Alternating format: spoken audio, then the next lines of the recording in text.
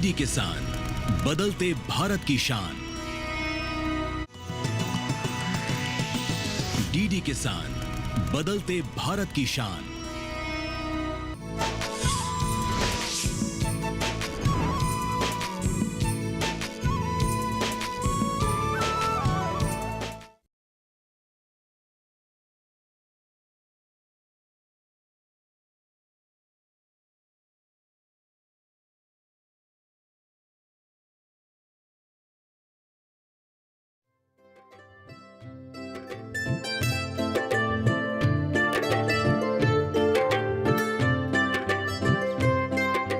भाभी, ये है हमारे स्कूल के नए मास्टर जी, सागर।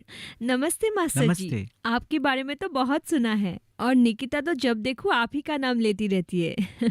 अरे वाह निकिता, क्या कर रही हो? ड्राइंग बना रही हूँ।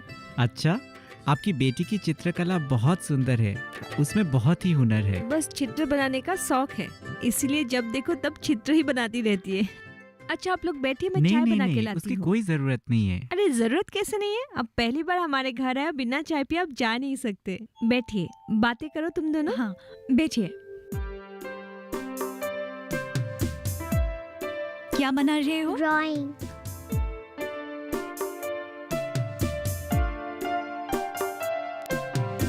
भाभी बहुत अच्छी चाय बनाती है। वैसे एक बात पूछना भूल गई। पूछिए। दीपक के वहाँ आपको खाने पीने में कोई तकलीफ तो नहीं हो रही है ना? नहीं नहीं, दीपक तो मेरा जरूरत से ज्यादा ख्याल रखता है। लेकिन मैं आपसे एक बात पूछूं? हाँ, पूछिए। दीपक ने मुझे आपके परिवार और गांव वालों के बीच में बारे में मुझे बताया। आप एक पढ़ी लिखी लड़की होने के बावजूद ये अत्याचार क्यों सह रही है? आप इसका विरोध क्यों नहीं करती? मैंने बहुत कोशिश की, लेकिन गांव वाले समझने को तैयार ही नहीं है।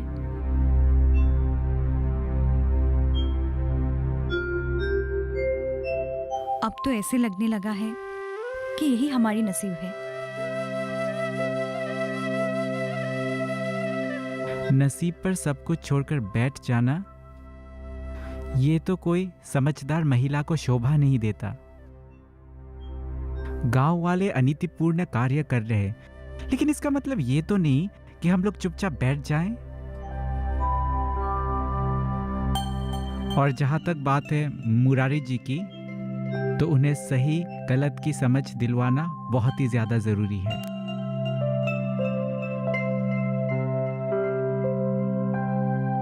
ये लीजिए चाय। धन्यवाद।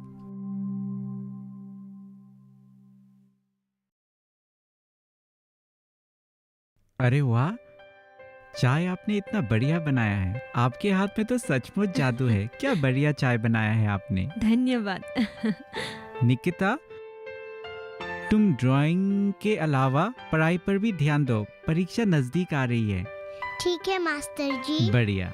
आपको पता है मैंने अंग्रेजी का सारा पाठ याद कर लिया है। अरे ये तो बहुत बढ़िया बात है। अच्छा तो मुझे निकलना होगा, मैं चलता हूँ। मेघाली, मैं तुमसे स्कूल में मिलता हूँ। हाँ, ठीक है। बाय। बाय।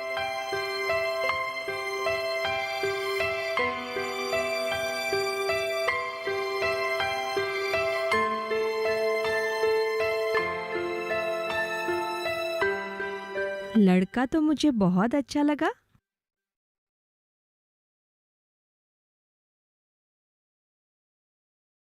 हाँ भाभी, बहुत अच्छा है और समझदार भी। अच्छा, कहीं दाल में कुछ काला तो नहीं है ना, या पूरा दाल ही काला है? नहीं भाभी, ऐसी कोई बात नहीं है। अच्छा, तो कैसी बात है? आपने पूछा कि लड़का कैसा है, इसीलिए तो बोला था अच्छा है। तुम्हें वो बहुत पसंद है ना? भाभी, मुझे तो लड़का बहुत पसंद है। सागर बहुत अच्छा लड़का है। जब पहली बार मैं उससे मिली थी, मुझे तभी अच्छा लगने लगा था। पर क्या?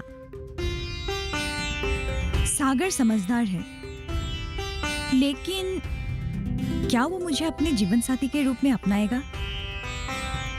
मुझे तो ये भी पता नहीं कि उसके मन में क्या है। मिलना अलग बात है, पर शादी? छोड़िए ये सब, समय आने पर सब पता चल जाएगा। तुम्हारे नसीब में जो लिखा है वो तो होकर ही रहेगा। मुझे तो बस तुम्हारी शादी की चिंता लगी रहती है, और अब लगता है ये चिंता भी बहुत जल्द दूर होने वाली है। भाभी,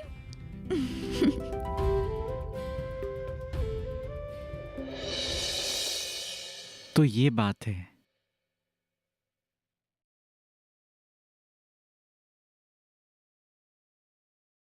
हृदय रोग का अच्छा इलाज ना होने के कारण तुम्हारे माताजी का देहांत हो गया। जी भैया, पहले हमने इसे मामूली समझा, लेकिन जब माँ की तबीयत बहुत बिगड़ने लगी तो पिताजी उन्हें नारायण बेच के वहां ले गए। नारायण बेच? जी हाँ, नारायण बेच। वो हमारे गांव का एक ढोंगी तांत्रिक है।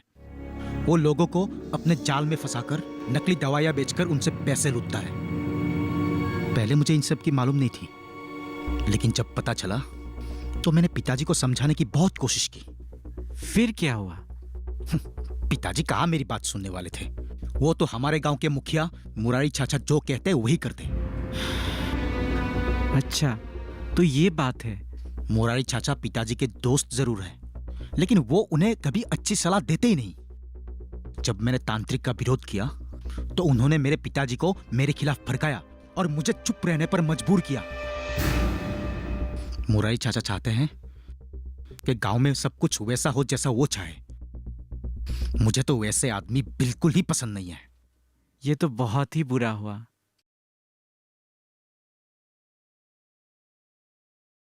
लेकिन तुमने सरकार दिए जाने वाले स्वास्थ्य सुविधाओं का लाभ उपयोग क्यों नहीं किया? कैसी स्वास्थ्य सुविधाएं? सरकार आजकल स्वास्थ्य सुविधाओं के अलावा कई अभियान व योजना चला रही है। अच्छा, ये तो बहुत अच्छी बात है। हाँ, इन्हीं अभियानों के बीच अभियान है जिसका नाम है अटल अमृत अभियान। हाँ। जिसके हेतु कई रोग जैसे कि कर्क रोग, हृदय रोग, वृक्क रोग, नर्म की समस्या और जलन का रोग का उपाय किया जाता है। भैया, ये तो बहुत अच्छी बात है। मुझे इन सब के बारे में बिल्कुल जानकारी नहीं थी, और ना ही हमारे गांव वालों को है। आप एक काम कीजिएगा, आपको जब भी समय मिले हमारे गांव वासियों को इन सब के बारे में बताइएगा। ठीक है। ताकि मेरी माँ की तरह किसी और की जान न गंवानी पड़े।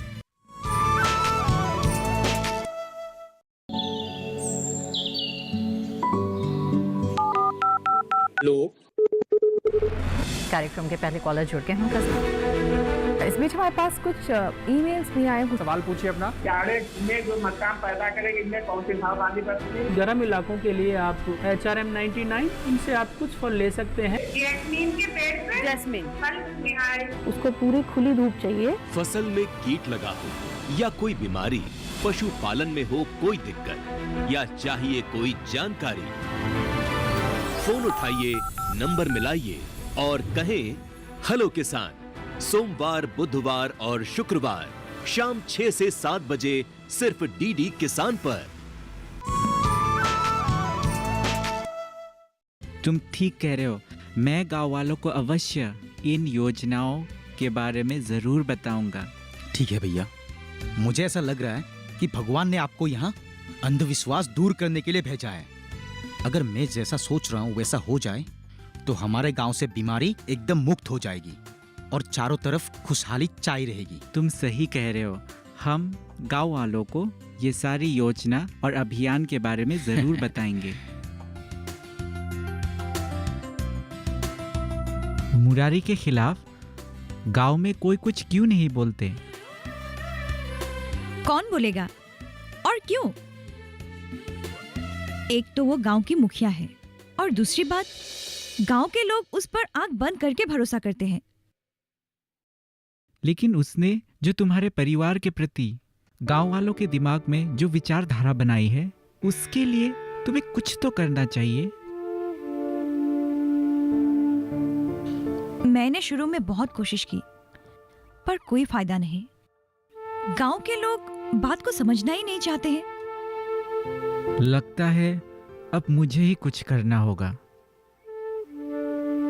वरना ये मुरारी चाचा अपने हरकतों से बाज नहीं आएगा। गांव वालों को समझना होगा कि तुम्हारे भाई से जो गलती हुई है उसकी सजा तुम्हारी भाभी और तुम्हारे भतीजी को देना सही नहीं है। गांव में रहने देना ही सब कुछ नहीं होता। अब तुम्हें और तुम्हारे परिवार को उचित सम्मान मिलके ही रहेगा। पर ये होगा कैसे? मैं समझाऊंगा उन्हें। आपको क्या लगता है आपके समझाने से वो समझ जाएंगे?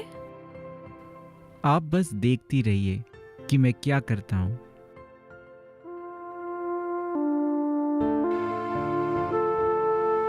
मुझे लगता है उनका हार्ट से रिलेटेड कोई परेशानी है। लेकिन चिंता की कोई बात नहीं है। मैंने कुछ दवाई लिख दिया है, वो जल्दी ठीक हो जाएंगे। पर हृदय रोग में तो काफी इलाज करवाना पड़ता है। हाँ, ये मैं जरूरत पड़ने पर बताऊंगा। पर इसका खर्चा? इसकी चिंता आपको करने की कोई जरूरत नहीं है। मतलब मैं कुछ समझा नहीं। सरकार ने अभियान चालू किया है। इससे तुम अपने पिताजी का इलाज अच्छी तरह से कर सकते हो। इसके लिए सरकार आपको पूरी तरह सहायता करेगी। कौन सा अभियान सर? ये अभियान है अटल अमृत अभियान।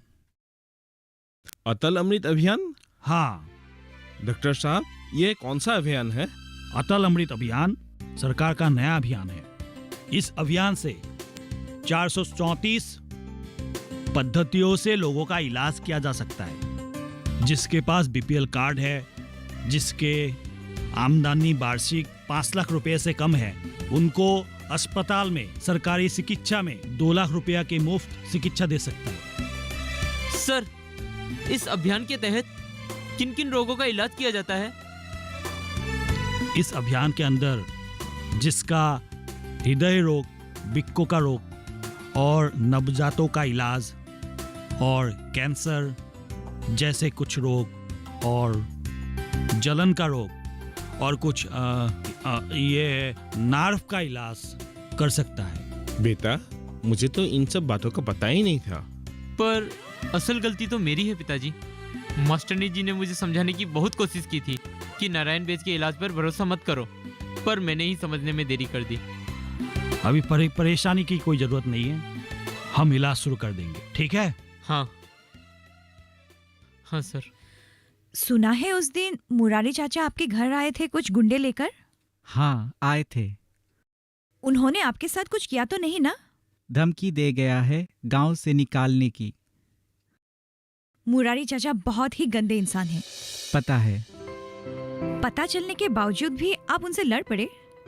मैं जो सही हूँ उसी सही के लिए लड़ाई लड़ रहा हूँ। आप हम लोगों के कारण इतना तकलीफ क्यों उठा रहे हैं? आपका तात्पर्य क्या है? क्या मैं यहाँ से हमेशा के लिए चला जाऊं? मैंने ऐसा कब कहा? तो फिर क्या मैं यहाँ आपके साथ हमेशा के लिए रुक जाऊं? अगर आप चाहते हैं तो रुक सकते हैं। क्या मैं आपको पसंद हूँ? मुझे, पर मैं... क्या हुआ?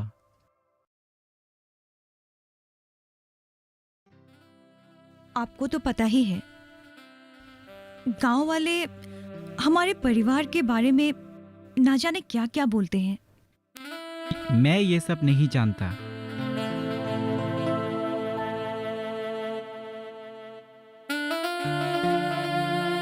मैं आपसे बहुत प्यार करता हूँ और मैं आपसे शादी करना चाहता हूँ, बस यही जानता हूँ।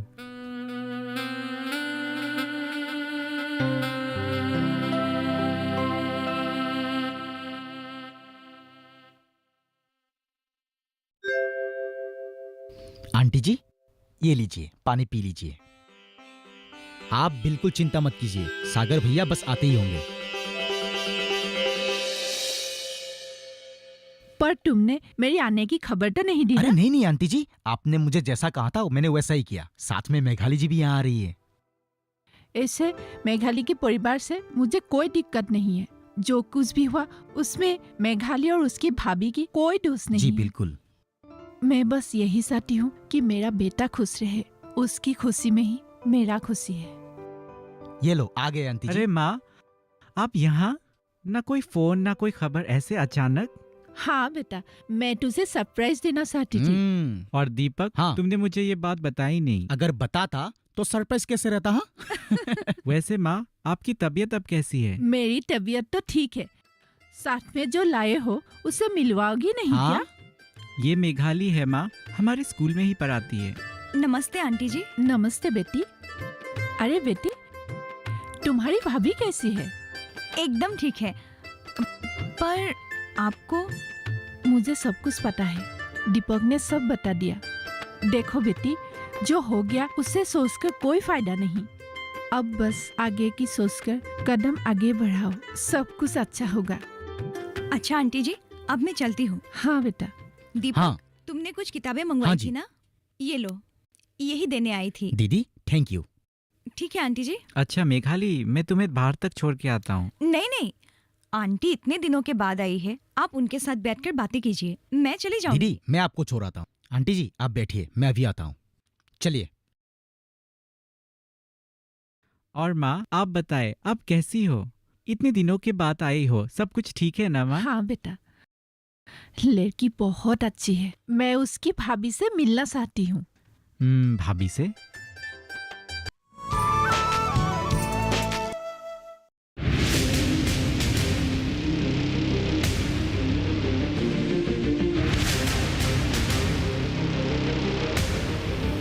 जब तपती है धरती, सूरज उगलता है आग, ठंड में जब सर्दी जमा देती सबके हाल, सब छुप जाते अपने अपने घरों में, तब बाहर निकलता सिर्फ एक इंसान, भरने के लिए हम सबका पेट, खून को पसीने की तरह देता बहा, थक जाता, झुलस जाता, हो जाता बीमार, तब उसकी सेहत का ध्यान रखता सिर्फ डीडी किसान।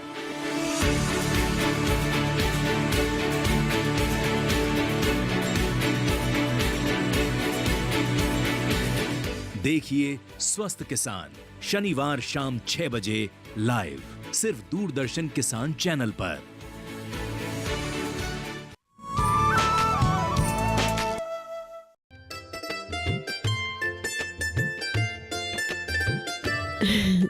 आइए, मैं दीनानाथ चाचा को अंदर से बुला के लाता हूँ। जी नहीं नहीं, मैं आप ही से बात करने के लिए आई हूँ। मुझसे? जी हाँ हाँ बैठिए। जी धन्यवाद। हाँ कहिए, तो मैं आपकी क्या सहायता कर सकता हूँ? जी मैंने सुना आप मेघाली मास्टरनी जी से शादी करने वाले हैं। हाँ आपने ठीक सुना है। जी बुरा मत मानिएगा, लेकिन आप दूसरे गांव से हैं, इसलिए आपको सही बात बताना मेरा फर्ज है। क्या मतलब है आपका? जी आप जो मेघाली मास्टरनी जी से शादी की निर्णय ले रहे हैं ना, आप उस बात पर फिर से गौर कीजिए, क्योंकि उनका घर आपके लिए सही नहीं है। देखिए, मैं आपको 2 बात बता देना चाहता हूँ। पहली बात कि उनके परिवार से मेरा कोई विशेष फर्क नहीं पड़ता, और दूसरी बात यह है कि मैं मेघाली जी को अच्छी तरह से जानता हूँ, और वैसे भी उनके भाई ने जो गलती की है उसकी सजा उनके परिवार क्यों भुगते? जी हम तो आपका भला चाहते थे, इसलिए आपको आगाह करने के लिए आ गए। कोई जरूरत नहीं इतना भला सोचने की। पता नहीं आप लोगों को क्या मजा आता है दूसरों की जिंदगी में दखल अंदाजी करने में। और रुकिए, एक बात अपने कान खोलकर सुन लो। आइंदा अगर मास्टरनी जी के बारे में कुछ भी मैंने बुरा सुना ना, तो मुझसे बुरा कोई नहीं होगा। चाहिए?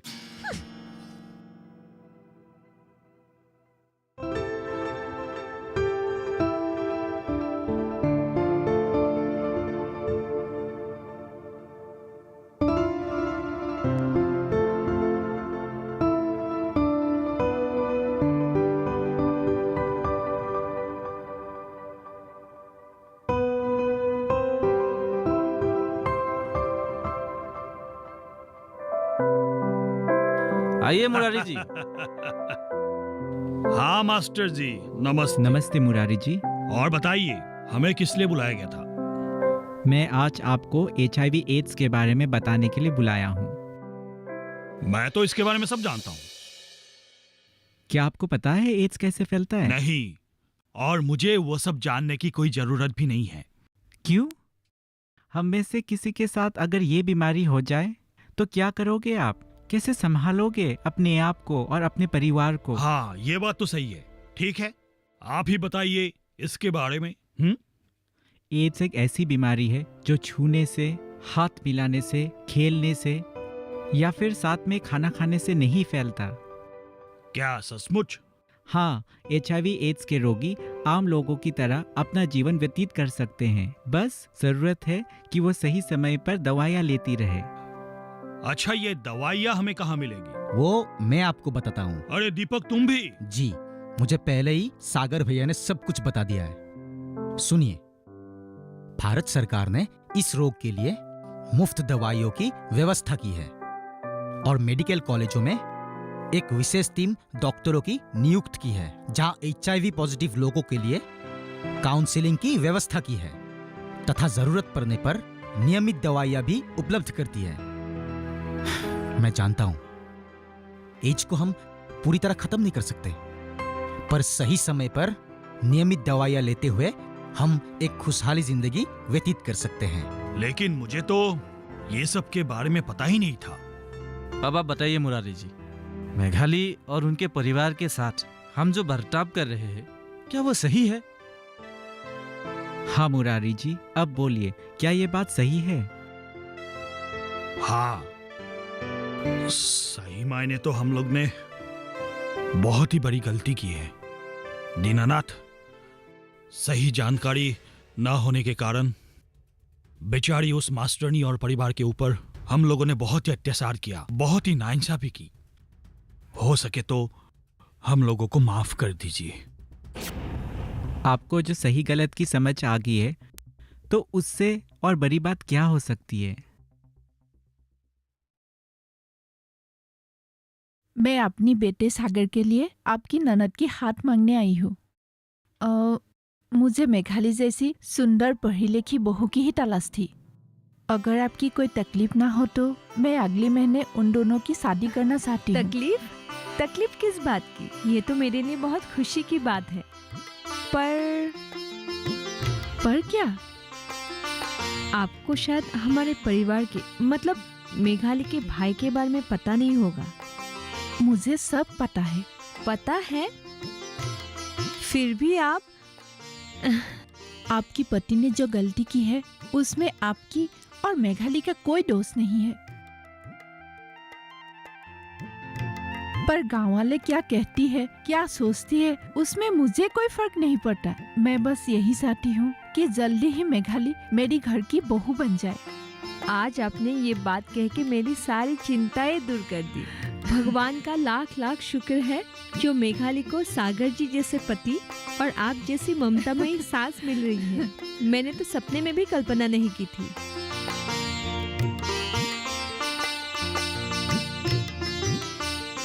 जीती रहो बेटी, अब बस तुम जल्दी से मेरी घर की बहू बन जाओ। मैं तुम्हें अपनी बेटी बना के रखूंगी। मुझे भी आप जैसे ही माँ चाहिए थी। तुमने मेरा अधूरा सपना पूरा कर दिया। एक बेटी की कमी थी, आज वो भी पूरी हो गई।